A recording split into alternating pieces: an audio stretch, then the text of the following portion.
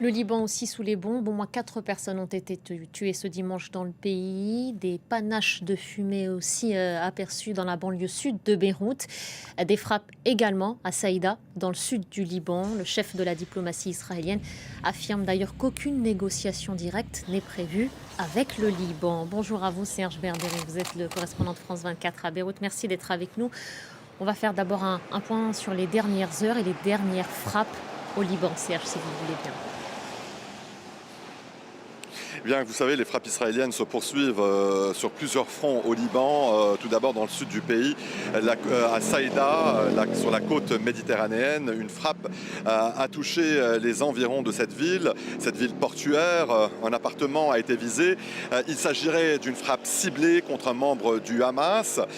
Plus à l'est, dans la région de Nabatiyeh, un bastion du Hezbollah, des frappes ont aussi été signalées. Mais vous savez, ces frappes s'inscrivent surtout dans un contexte d'intensification des opérations militaires de Tsahal dans tout le sud du Liban. Et sur certains points, les combats ont franchi un nouveau seuil la nuit dernière dans la localité de Khiam. C'est à quelques kilomètres seulement de la frontière.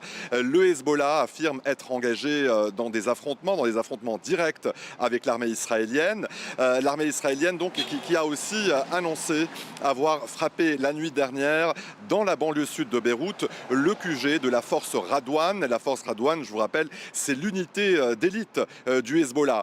Et donc, dans ce contexte de vive tension, la question de possibles négociations directes avec Israël commence à émerger au Liban. Ces pourparlers pourraient avoir lieu dans les prochains jours. Deux villes sont évoquées, Paris ou Chypre.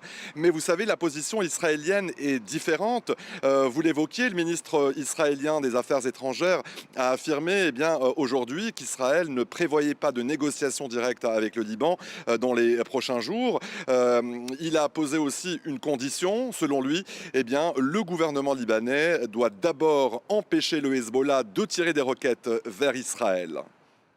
Et puis, depuis le 2 mars dernier, Serge, 826 personnes au moins ont été tuées au Liban. Parmi ces victimes, 106 enfants. Le nombre de déplacés est aussi immense sur la population du pays. 830 000 personnes ont dû évacuer, des déplacés qui n'ont pas toujours trouvé refuge dans des abris.